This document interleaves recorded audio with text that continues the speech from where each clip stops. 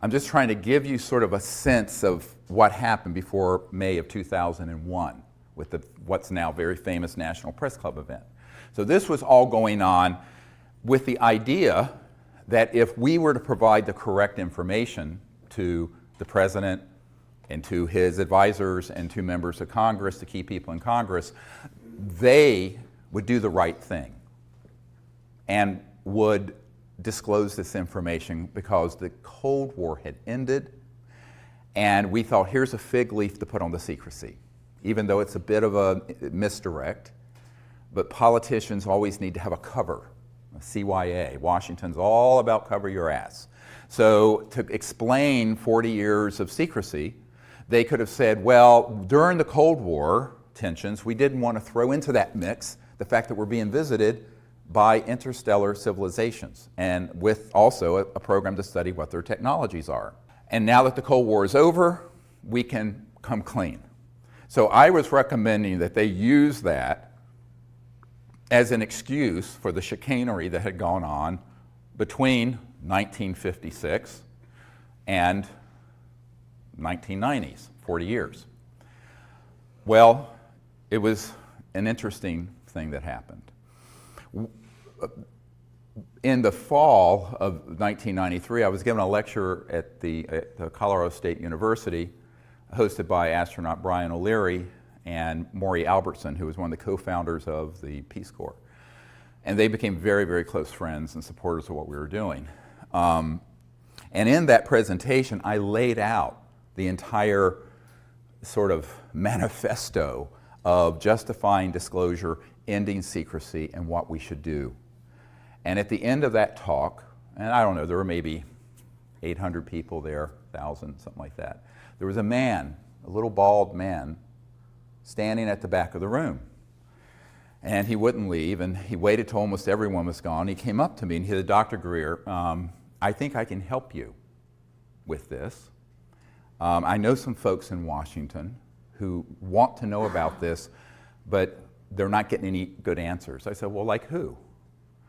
And I thought he was going to say, staffers for Congressman blah blah from Nowhereville, Montana. And he said, well, I'm very good friends with the Director of Central Intelligence, the CIA director, and he would like to be briefed on this. And of course I said, well, that's a good start. So initially that meeting was set up for November of 1993, and it got pushed back because of scheduling conflicts that he had and I had to December 13th, 1993. My wife, Emily, was there with me. And the cover story was a dinner party just here in Arlington at this man's home, and with his CI director and with the CI director's wife, Dr. Sue Woolsey, who was the chief operating officer of the National Academy of Sciences. So, which is very good because I feel, well, we can get two birds with one stone here because she's a very senior scientist in a very prestigious institution. So again, we got a nanny for the kids, flew up to Washington, had this meeting. Now, normally when you meet with someone at cabinet level, it's a very tight, maybe 20 minutes, 15, 30. This went on for about 3 hours. And the initial part of it, I had this whole briefcase and portfolio full of all these images of photographs and documents and cases and all this stuff. And after about 10 minutes, the CI director said, okay, I know this. We know that they exist. And it turns out he and his wife had had a sighting in New Hampshire when they were younger. I want to know, and this is the key question to answer, why won't they tell me and the president about it? I'm the CIA director. I said, well, that's another discussion. And at first, I got some hint of this when I got the letter, which I have in my archives, because subsequently, Woolsey tried to backpedal and say this briefing never happened. He publicly said so, and I can prove it to be a lie. I always say in Washington, how do you know they're lying? Their lips are moving. Lips are moving, that means they're lying. So, ouch. Did I just say that? Yeah, I did. It's on the record. There you go. So, but the letter I got describing the briefing from our host said, that you're going to be the first person to brief the president's people and his CIA director on this issue because they've asked questions and they can't get anything through channels. Now, at that point, I have to say, I thought I was being zoomed. I really thought this was a prevarication and that this spy master, the CIA director, just wanted to pick my brain, find out what we were doing with folks like the Rockefellers and da-da-da. And it turned out he 100% was out of the loop. He knew nothing about these projects, and he was being completely deceived by those who had compartmented intelligence within the agency, the CIA, and he literally was the emperor that had no clothes, and so was the president. So it was at that point, on December 13th, 1993, that I realized that we were living in a country that had undergone a quiet coup d'etat decades earlier. That isn't talked about in the New York Times and Washington Post because it would be the biggest story ever and the biggest scandal ever. They'd rather talk about the blue stain on a dress and other trivialities, or the stain on a blue dress, and rather than talking about the truth.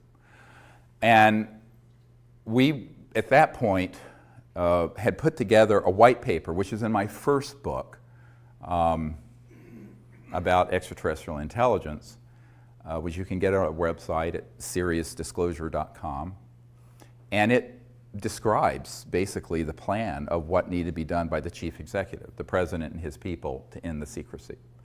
So I had that in my hands, and I was giving it to the CIA director as he was leaving. And he looked at me and he said, "How can we disclose that which we have no access to?" Very chilling question. So, in other words, if we were to push on this, then it would unveil the biggest constitutional crisis in the United States history. And no president wants to admit that they're out of the loop on important things. No one wants to admit that. Therefore, he said, "We will do what we can do. I'll continue to look into this. Please continue to send any information you have to me through this contact. But we'll have to see what the president can do." That meeting, as I said, was about 3 hours. Most of it was talking about contact, the technologies, why secrecy would be as extreme as it is. And this is, the why of secrecy is much more difficult for people to get their minds around than the how. So let me first do the how. Everyone thinks there's something called above top secret. Well, in the United States government, most governments, there's no such thing. There's actually confidential, secret, and top secret. But then within these classifications, there are compartments. So you have TSSCI, top secret special compartmented intelligence. So TSSCI, it's the compartment you're in that matters.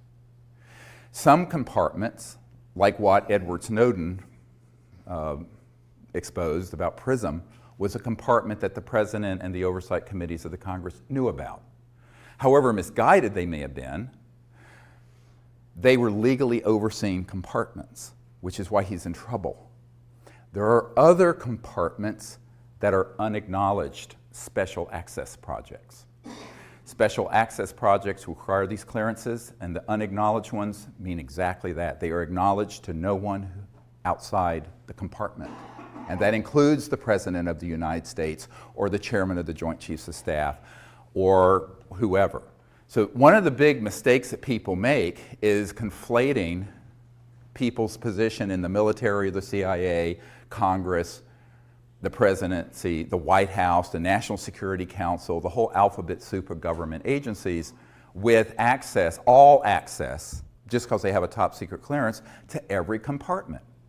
And I know men who are in one compartment or in one section, and they have a friend that's in another compartment, and they both have top secret clearances, very high compartments, and they do not know what each other's working on. They may be best friends and they won't know. And that is how it works.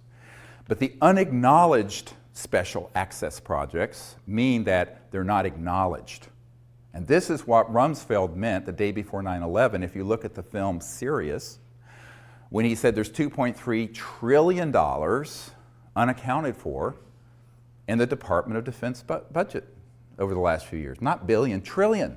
Now it's at least 5 trillion. And now this is no flaming liberal. This is Donald Rumsfeld, okay, who dragged us into this misadventure called the Iraq War, along with Dick Cheney and some other neocons who didn't understand the Middle East, obviously, or anything else for that matter, dealing with world politics. And so, but he literally said that. Now, I don't know if he knew it was being filmed, but it was, and we got it, and it's in the film Sirius. So what does that mean? $2.3 trillion unaccounted for. It means that there is no accounting. I know an auditor who audits my uncle's old company, was Northrop Grumman, which does a lot of top secret work on certain kinds of aircraft, just like Lockheed Martin has certain contracts dealing with anti-gravity propulsion craft. And if it's an unacknowledged compartment and it has some billions of dollars in it, the auditor will be told, you don't have a need to know what's going on with this, and it is just rubber stamped as an audit. They have no idea where that money's going. It goes in the front door. Where it's going through the back door, God only knows. All right? We estimate between $100 and $200 billion every year is going into the unacknowledged government. And this is a conservative estimate, unacknowledged. Congress doesn't know where it's going. The president doesn't know where it's going. A lot of senior military people don't know how it's being used and where it's going. My military advisor for 20 years was in one project that was a $3 billion unacknowledged special access project. The admiral that he was working under, where they basically went into a SCIF, a secure communication intelligence facility underground. Everyone's weapons were taken, everyone's cell phones, watches, anything electronic taken. One man went down there with them with a gun. And the gun was the security enforcement officer for that USAP, Unacknowledged Special Access Project, USAP. And they were all told, the guy took a bullet out of the chamber and they said, if you tell anyone about anything going on in this unacknowledged project, there is a bullet with your name on it and it will find you somewhere, somehow. Now this is not a movie, this is actually how that world works. That's the world I've lived in since 1993 or been exposed to. And so that is serious stuff, and they mean it. and so my military advisor said, oh, absolutely, this is no John le Carre novel or John Grisham story. This is really how the unacknowledged super black world operates. Now, of all the projects that are unacknowledged, black bag operations of all kinds, special operations of all kinds, the blackest and the most unacknowledged are ones dealing with UFOs and extraterrestrial intelligence, by far. And so that's why when you read the document from early 1950s from Canada, the Wilbur Smith document, where he says, after talking to someone in the United States government, this is a Canadian top secret document that got declassified accidentally. It's on our website. And he says this subject is the most secret subject in the United States and exceeds the secrecy surrounding the development of the hydrogen bomb. At that point, we hadn't detonated a hydrogen bomb. Imagine something more secret than the ultimate doomsday weapon. Not an atomic bomb, a thermonuclear hydrogen bomb, which is what we were working on in '51. So the thing I point out to folks is that these sort of operations have gotten so out of control that that's why Eisenhower said, beware the military-industrial complex when he left office in 1961, just before Jack Kennedy took office. And Eisenhower, on his watch, and he was bitter about this to the very end, Jackie Gleason, a famous comedian, his wife told our team that Jackie Gleason and Eisenhower were good friends, that Gleason was bitter about this and heartbroken about this to the day he died, that he had lost control over these UFO projects. And that happened between 1956 and 1961. Now, why did this extreme, so this gives you an idea of how unacknowledged special access projects work. They're hermetically sealed silos, and no one outside that compartment, that matter your position in government, doesn't matter your clearance, will know what you're doing in it. So wrap your mind around that. That is how these projects are managed. And we're talking an almost limited amount of money they can use and access to enforce this and run those projects. Is it legal? No. Is it dangerous? Yes. Because it is, by definition, completely without oversight of the people, the people's representatives, or the president, or for that matter, the senior folks at the Pentagon. I'll get to this in a moment. So at this point, I'm reeling. I'm just sort of like, I'm absorbing all this. Look, I'm a country doctor in North Carolina, rambling around in an ER, taking care of shootings and stabbings and car wrecks and burns and what have you. And this bag of crap gets handed off to me. And I think, well, you know, this is way past my pay grade.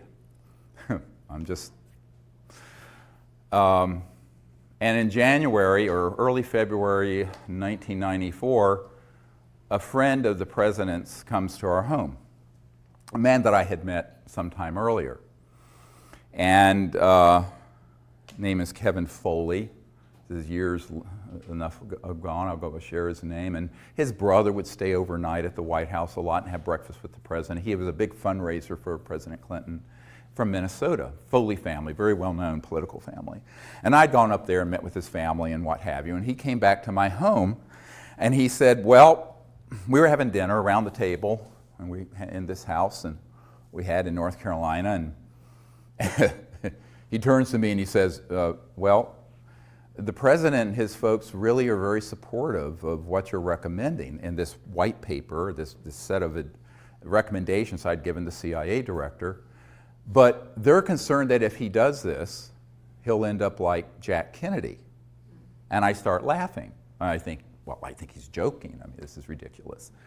And he stops me. And because he was sort of a big, kind of heavy-set, jolly, sort of gregarious political operative, you know, and I just thought he was making a joke.